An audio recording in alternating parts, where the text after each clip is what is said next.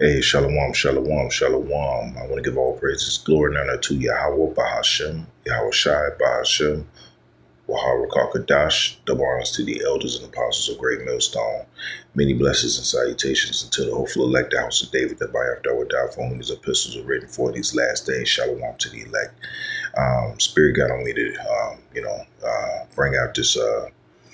bring out a lesson on the similarities of the fall of Rome and Egypt, and how it, very similar to what's going on here in Babylon the Great. I pulled it up in Google AI, and just wanted to bring that out. It's gonna have to be. It doesn't have to be a long lesson. I just more than anything, I pray that this is edifying for those of you that have the eyes to have and the ears to hear. So, without any further ado, let's get into 2 Esdras 15:1. It says, "Behold, speak thou in the ears of my people the words of prophecy, which I will put in thy mouth, saith the Lord Yahweh Bashmal Shai." So these are not our words. Please understand, the Lord, according to Habakkuk 2, said we were going to stand on our watch, and we were waiting for him to give unto us what to say unto you. And the things that are coming to pass, these are not things that we thought up in our mind and say, let's go out and say this. No, the Lord gave us these words to give unto you. And we take very seriously what we do. So when we go out and speak, according to what the scriptures are saying, breaking it down correctly as we were taught and molded by our elders and apostles that came before us, and the elders and apostles that came before them, right? We are passing down the tradition of, warning the people before a major, catastrophe happens. So, we're just continuing in that tradition, at least until Yahweh Shai takes over this entire establishment and, he becomes the King of Kings and the Lord of Lords. And until that day, we're going to continue to push this word forward as long as the Lord wants us to. All right. So the lesson that I wanted to go into, because America is experiencing some things that this world will say, well, this is foreign, this has never happened, but we disagree. These things have happened before, and they're going to happen again. It's just that this time is going to be on such a devastating level that not only will you fall out of power as an empire, but you're going to take down the rest of the heathen with you, because there will never be another heathen to rule this earth. No, the Chinese are not going to be the next rulers. Let me repeat myself. The Chinese, okay, with them establishing strongholds over in the Middle East and in Africa and all around the world, they will not rule the world after America falls. That is not going to happen. Okay? They're going into slavery just like you so-called white people are going into slavery. Okay? And I say so-called because you're not white and they're not Chinese. Those are Moabites and you're the Edomites. Okay? This is 2 Esdras 15:1. It says, "Behold, speak thou in the ears of my people the words of prophecy."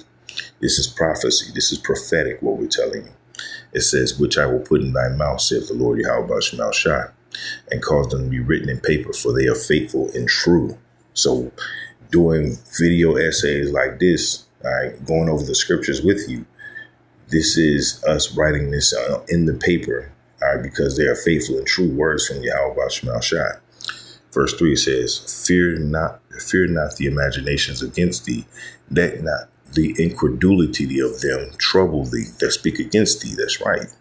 So when you speak against us, when you make skits against us, when you talk down, oh, these guys on the corner with Bibles, you don't understand. We have the strongest weapon in a war that you can't see is happening against you. We have Yahweh Bashmal Shai on our side, Adawan Ratazah, which means Lord willing, right? He and his son are on our side, so we don't give a fuck how big your army is. It's not big enough and you ain't got enough guns. Your arm is not long. It's not long enough to reach with the Heavenly Father and the Son. You're going to find that out very soon.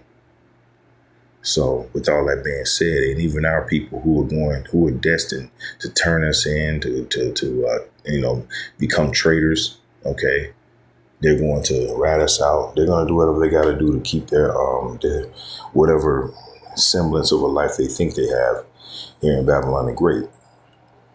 Okay, but it's going to be all for naught because you're betting on the wrong horse. Okay, so no, the Chinese are not going to rule the world after America falls. That is a fallacy. Psalms 2:1 talks about that. Why do the heathen rage? Right? So with that being said, let's get right into it. And I wanted to bring out Ecclesiastes 1, starting at 9, because it's very important that what you're seeing here in America is not nothing new. It's not nothing new. This has happened before. Inflation has happened to a nation before who was in power. Okay. Women ruling. Okay. Women's rights. This was a thing that happened in the past before, especially in Egypt. Okay. So the fall of America is not foreign to those who understand history. This is Ecclesiastes 1:8. It's like 1:9. It says, "The thing that have been, it is that which shall be. The thing that have been, it is that which shall be, and that which is done is that which shall be done.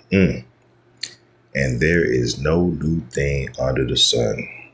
So, what does it mean? Well, you can go in the history books and look at the fall of Babylon, the ancient Babylonians, the fall of the ancient Medo-Persians, the fall of the ancient Grecians, or the ancient Greeks. You can go into the history book and look up and read about the fall of the Western Roman Empire. Okay. You can look up the fall of, the Egyptians. Okay. But in the history books, you can't go and see the fall of America. Not just yet. Not yet. But in our book, you can. That's what separates us. In the Bible, we can read about the fall of the American infrastructure and power. It's all over the Bible. Only those who have the eyes salve and ears to hear. They hate hearing that. Oh, where does it say America in the Bible? Well, you don't have the Spirit. Don't you know that back then the disciples confronted Yahushua, who you ignorantly call Jesus Christ?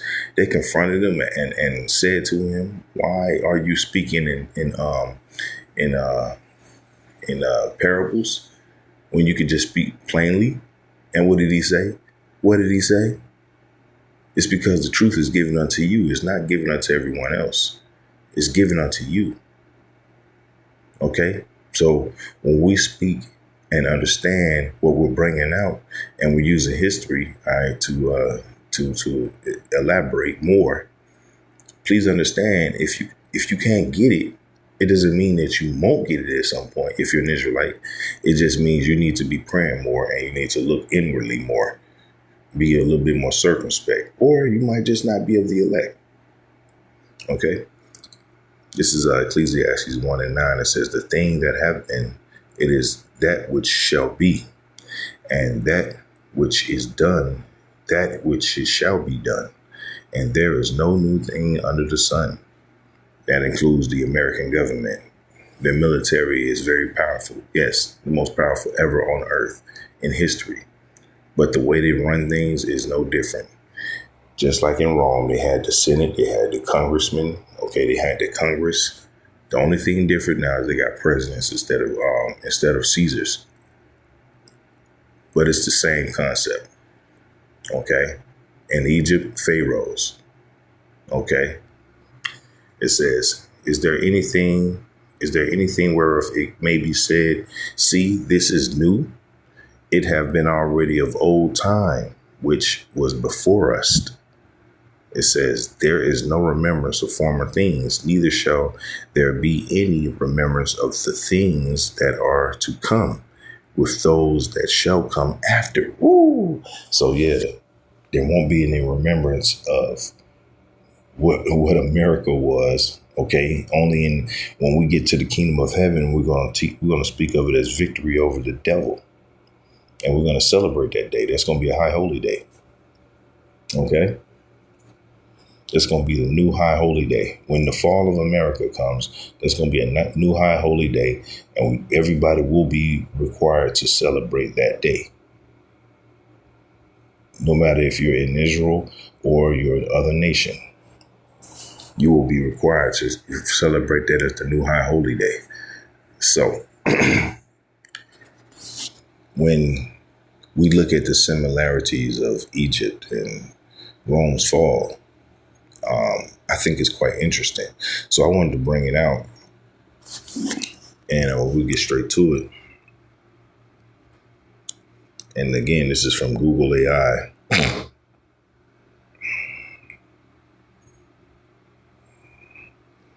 And as you can see, I typed in similarities between the fall of Rome and the fall of Egypt. And this is what Google AI gave me. It says the falls of the Potomac,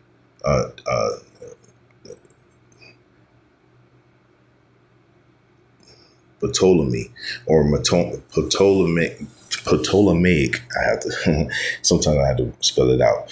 The falls of the Ptolemaic Egypt, which is 30 BCE, and the Western Roman Empire, the 476 CE, sharing striking similarities, primarily driven by internal political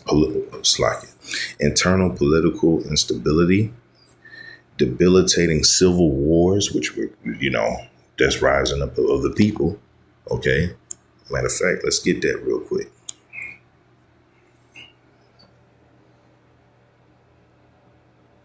There's nothing new under the sun. Although they'll try to fool you into believing that this is a new thing, it's not.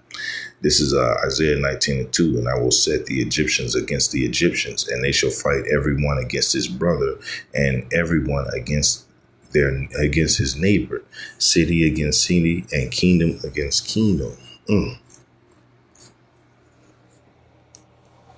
Just like he said it was going to be the fall of Egypt. This happened back then, and it's going to happen again. Okay, there's nothing new under the sun. It says internal political instability, debilitating civil wars, and economic overdependence on a single resource, which is oil in this point. It says leading to fatal vulnerability to external conquest. And the main ones that's going to lead that external conquest is going to be Russia and China. Both empires collapsed after becoming or trying to manage overextended bureaucratic states. What does that mean? Well, just as Rome did when they had all their vassals, okay, all those states, which, those vassal states, right? Sort of like how the beast is made up, the 10 heads. They have given their power over to the horde, just like back then. The beast of the time had given their power over to the dragon, which was the Roman Empire. And the same thing, with Egypt. Egypt was a vassal state at one point to the Greeks, right? But Egypt was in power, okay, at one time, and they were ruling, all right, and people respected them. They were a known name, okay, just like America today.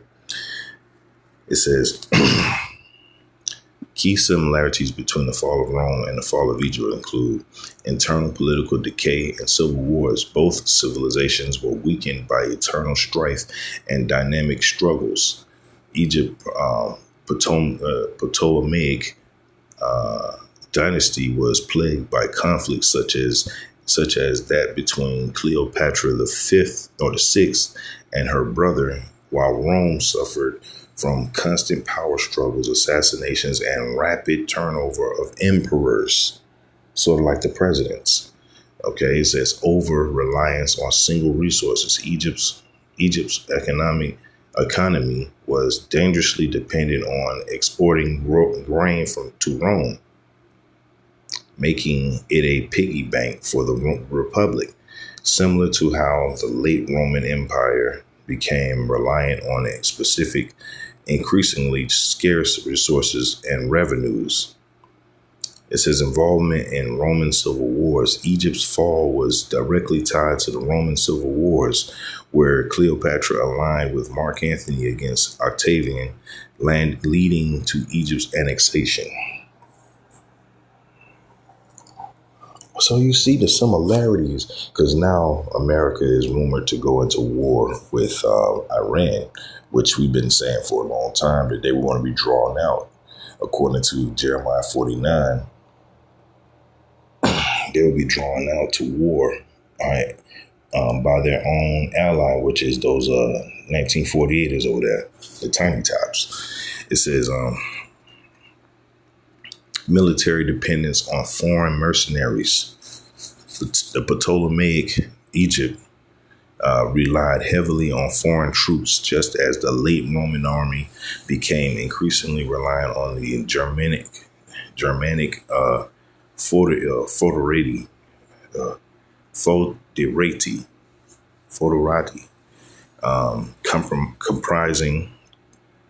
compromising loyalty and stability, the loss of economic political sovereignty. Both experienced a transition where local control was replaced by a centralized, often exploitative foreign administration that prioritized revenue collection, Rome over Egypt, and Germanic kings over Italy.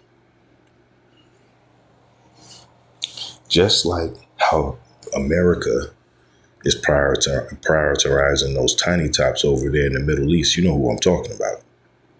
The 1948ers. And the fall of America is so similar to the things that we're reading about that it's undeniable at this point. Okay? Let's go back to Isaiah 19. This is Isaiah 19:2. And one of the main things is going to be civil war amongst each other. Okay. It says, and I will set the Egyptians against the Egyptians, and they shall fight everyone against his brother, and everyone against his neighbor, city against city, and kingdom against kingdom. Okay. And we can get some more of that in 2nd Esdras 15.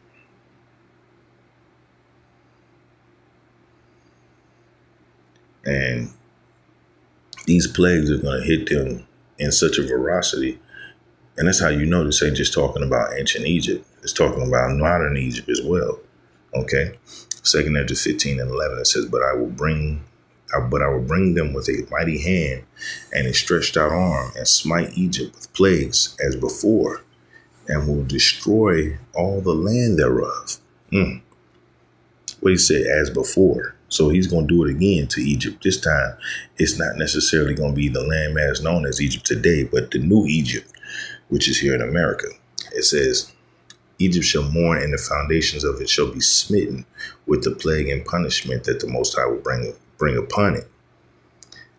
They shall till the ground. It's like it. They that till the ground shall mourn, for their seed shall fail through the blasting and hail, and with a fearful consolation. So they're not going to be able to grow anything. Okay. There won't be any more exports and exports and imports. Right. Because they're being cut off by the Heavenly Father. Also, to that point, the tariffs are making taking a huge chunk out of the American economy. To be blunt, the American government or the American economy is shrinking. That's never good for an economy. You always seeking growth. And the way that Esau rules his New World Order, there's always has to be growth. And if there's shrinkage, that means that you're in debt more than you're actually bringing in. You're in more debt. And they're already 32 trillion at this point. And they're already downsizing in their economy. The amount of dollars they're pushing out is higher than the demand for them. That's called inflation. Right? And that's another plague that the Heavenly Father has hit this place. Verse 14, it says, Woe to the world and them that dwell therein. It says, for the sword and their destruction draweth nigh, and one people shall stand up and fight against another, and swords in their hands. That's going on here in Babylon the Great right now, and the rest of the world. Things that we're talking about right now are undeniable. You can deny them, but it doesn't make them not true. Okay? The Heavenly Father is making it very, very explicit what he's doing to Babylon the Great.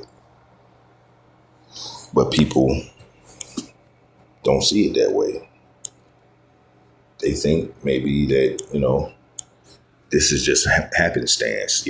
Things like this, you go through ups and downs and eventually you get better. But see, America is not no different than Babylon, no different than Egypt, no different than Rome. They all fail after some certain situations happen that the Heavenly Father made sure happened. Hey, it is what it is, right? This is Nahum 3:1. It says, woe to the bloody city. It is all full of lies and robbery. The prey departs not. So this city known as America, all right, has a long track record of stealing resources from everyone. They're still doing it to this day. They stole people. We're still here, right? And they stole the land that they're actually on. Okay, so they stole the land, stole people, steal resources. That's what they do. And that's why they're going to get hit with these plagues. And there's nothing that you so-called Blacks, Latinos, and Native Americans do to stop it. Actually, you're only enhancing the chances that you're going to get judged right along with them. Okay, jump down to 4. Nahum 3:4 says, because of the multitude of whoredoms of the well-favored harlot, the mistress of witchcrafts that selleth nations through her whoredoms and families through her witchcrafts, behold, I am against thee, saith the Lord Yahweh of hosts, and I will discover thy skirts upon thy face, meaning he's going to show everybody how you really get down, what you really look like when you ain't got that makeup on. It says, and I will show the nations thy nakedness and the kingdoms thy shame. And I will cast abominable filth upon thee and make thee a vow. It's like make thee vow and will set thee as a gazing stock. So you will be shown for the actuality of the reality of who you are. You're going to be shown not when you're not walking around with makeup. When you want to see 2 times whenever you want to see a woman, what she looks like without makeup on, you take her swimming, or you or you go watch her in the baby delivery area in the hospital. You want to see what a woman truly looks like? Go see when she's giving birth. That's what you want to do. That's who you's with. That's who you laying down with. Okay, not all that makeup and shit. Okay. You want to see the reality? That's how you know. Well, that's what America's being likened to. Okay. And that baby represents their destruction. All right. Coming upon them. So right now, America, the baby has not been delivered yet, but it's coming because you feel the contractions, diverse places, earthquakes, tempests, all right, tornadoes everywhere, hurricanes getting stronger. People uprising. These are symptoms of the baby coming. Rumors of wars. These are symptoms. But like it says in Matthew 24, all these are the beginning of sorrows. Okay? And the fall of Egypt and the fall of Rome is no different than what America is going through right now. The only difference is you're going to be totally destroyed with thermonuclear fire from the heavens. The Lord is going to commend he's going to have these other nations think an evil thought. And that evil thought is to get rid of you permanently. Okay? Let's get another similarity.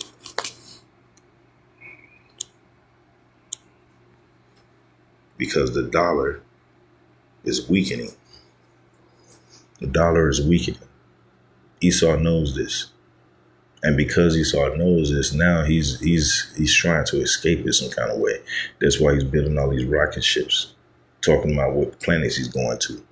He ain't going to goddamn place. It says Ezekiel 7:17, all hands shall be feeble and all knees shall be weak as water. They shall also gird themselves with sackcloth, and horror shall cover them,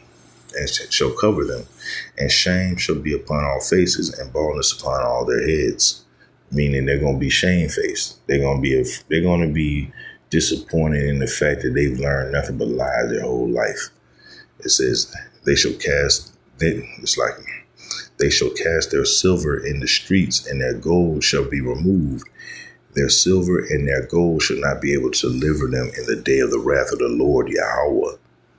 It says they shall not satisfy their souls, neither fill their bowels, because it is the stumbling block of their iniquity.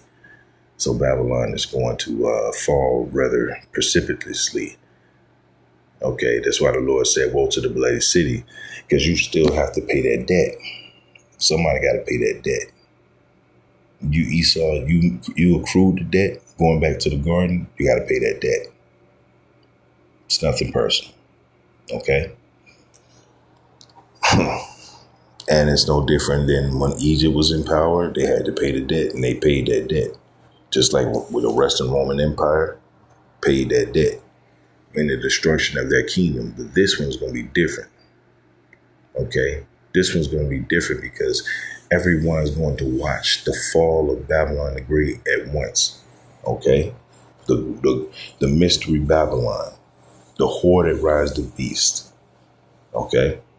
So, and that's just a couple of the plagues. Didn't want to make this a long lesson. I'm going to play this video that I got queued up. I just wanted to go into the similarities between the Romans and the Egyptians and how they both failed at the end. And one of the biggest things was women equality, especially in Egypt. That was a thing that was pushed very hard at the time. So let's play this video.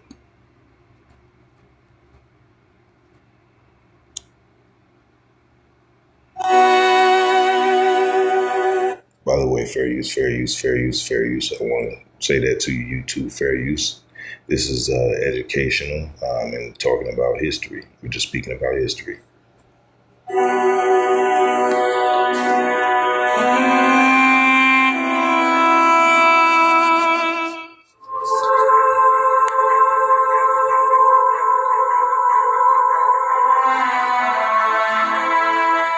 The Golden Age of Egypt, often associated with the New Kingdom, circa 1550 to 1070 BCE, represents a zenith of ancient Egyptian civilization, marked by unparalleled wealth, military might, and architectural splendor.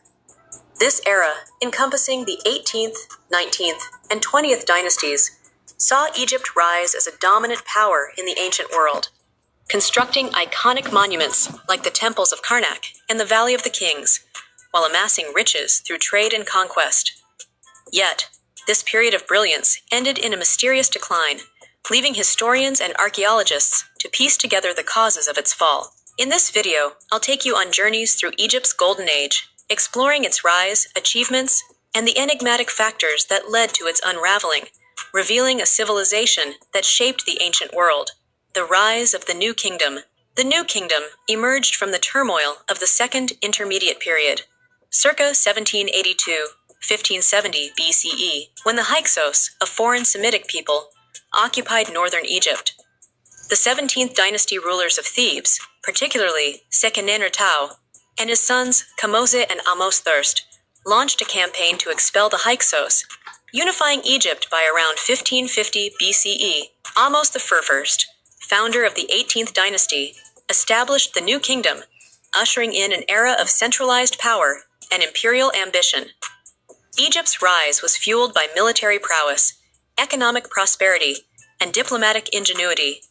The pharaohs expanded Egypt's borders, conquering Nubia to the south and parts of the Levant, including Canaan and Syria, to secure trade routes and resources. Gold from Nubian mines, along with trade in incense, ivory, and exotic goods via the Red Sea and Mediterranean, filled Egypt's coffers. The pharaohs, revered as divine rulers, leveraged this wealth to fund monumental projects and consolidate their authority. transforming Egypt into a cultural and political powerhouse. Political and military dominance. The New Kingdom's pharaohs were warrior kings who expanded Egypt's influence through military campaigns and diplomacy. Thutmose III, 1479-1425 BCE, often called the Napoleon of Egypt, conducted 17 campaigns in the Levant, capturing key cities like Megiddo and establishing Egypt as the dominant power in the Near East. His conquests brought tribute from vassal states, enriching Egypt's economy and enabling lavish construction projects. Diplomacy also played a crucial role.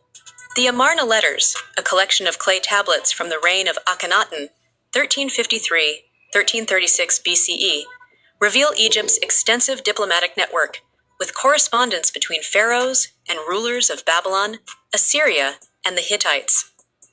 The peace treaty between Ramesses II and the Hittite king Hattusili III, signed in 1259 BCE, is one of the earliest recorded international treaties, showcasing Egypt's diplomatic sophistication. The pharaoh's divine status, reinforced through propaganda and monumental art, cemented their authority. Temples and statues depicted rulers as gods, ensuring loyalty from nobles and commoners alike. The bureaucracy, centered in Thebes and Memphis, managed vast resources, while the priesthood of Amun grew increasingly powerful, controlling land and wealth rivaling the pharaohs. Architectural and cultural brilliance. The New Kingdom's architectural achievements are among the most enduring legacies of the Golden Age. Thebes, the religious and political capital, became a showcase of monumental construction. The Karnak temple complex, dedicated to the god Amun-Ra, expanded over centuries, with its hypostyle hall, a forest of 134 massive columns, representing an engineering marvel. The Luxor Temple, linked to Karnak by a sphinx-lined avenue, served as a stage for religious festivals like the Apet, reinforcing the pharaoh's divine connection. The Valley of the Kings, near Thebes, became the royal necropolis, housing elaborately decorated tombs for pharaohs like Tutankhamun and Ramesses II.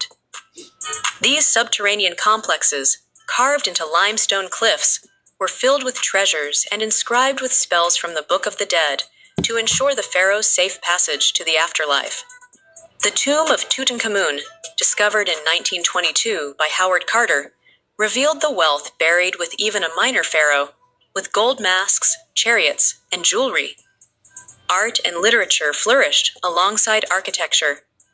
Wall paintings and reliefs depicted gods, pharaohs, and daily life with vibrant colors and intricate detail.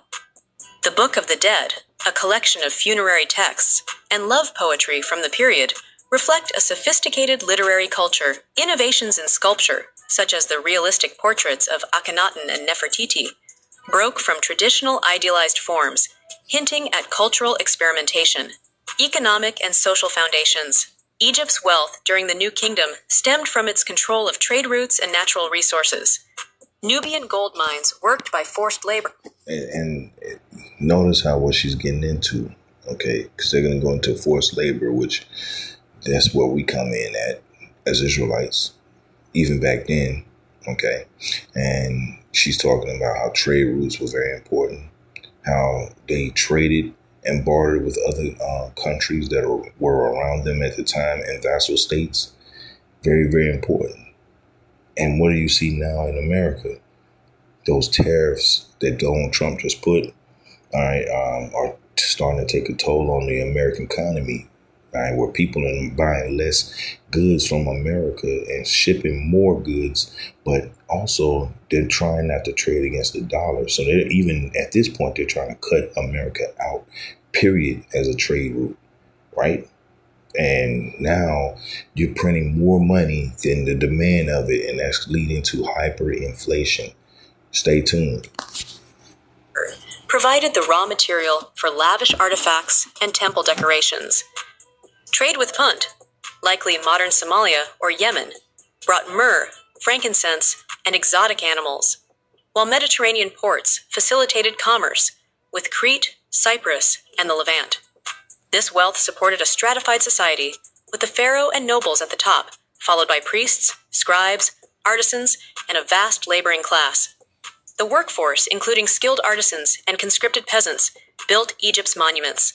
The village of Deir el Medina, home to the workers of the Valley of the Kings, offers insight into their lives. These laborers, while skilled, faced grueling conditions, and records show strikes over delayed wages. One of the earliest documented labor protests. Women. Did you hear that? Did you just hear that? Yeah, strikes and labors. They had strikes back then. Labor unions. Just like America. Right? This was before the end. Hey, man. Call on Yahweh Shemal Shai. We're learning, all right, that there's nothing new under the sun.